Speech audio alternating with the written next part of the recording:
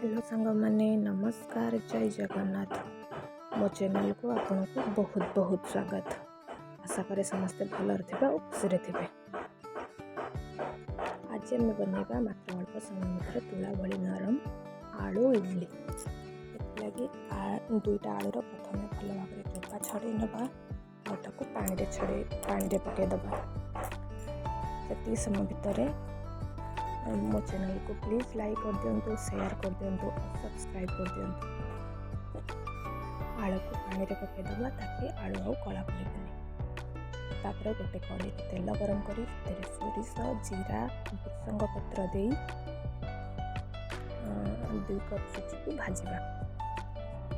सूजी टिके भाजी हो गला परे ताको गोटे पात्र को खुलिकी ठंडा करदबा। एपटे मिक्सिंग जार रे आलू जो रखी आलू को मिक्सिंग जार रे पूरी गोटे इंच अदा 2टा कंचा लंका दे ताको ग्राइंड करदबा। और से घोल को आम रखाई सूजी रे पकईकी गोलेबा। 4 ରୁ 5 चम्मच घरुआ दही माने बसा दही जोटा बेसी खट्टा ही नथिबो ताको पकईकी गोलेबा। आवश्यक पड़े पानी टिके दे परिबा। ता सहित लूण टिके खाइबा सोडा पकईकी ताको घोड़ेदबा और फुलिबा पाई छाड़ीदबा।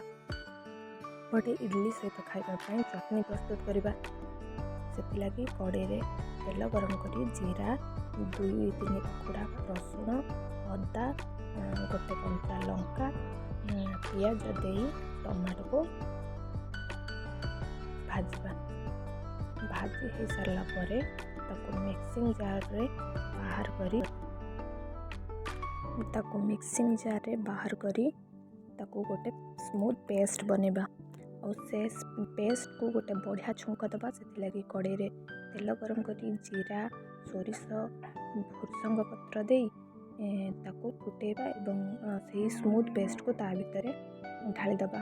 एवं तार टे खट्टा मीठा स्वाद पाई लूण चीनी चाट मसाला गरम मसाला दे ताको टिके फुटेदबा। हो गला हमर प्रस्तुत चटनी। तापरे इडली छांचरे तेल दे घोल को इडली छांचरे दे ताको 10-15 मिनट छाड़ीदबा। एवं हमर रेडी हो नरम नरम इडली पिठा।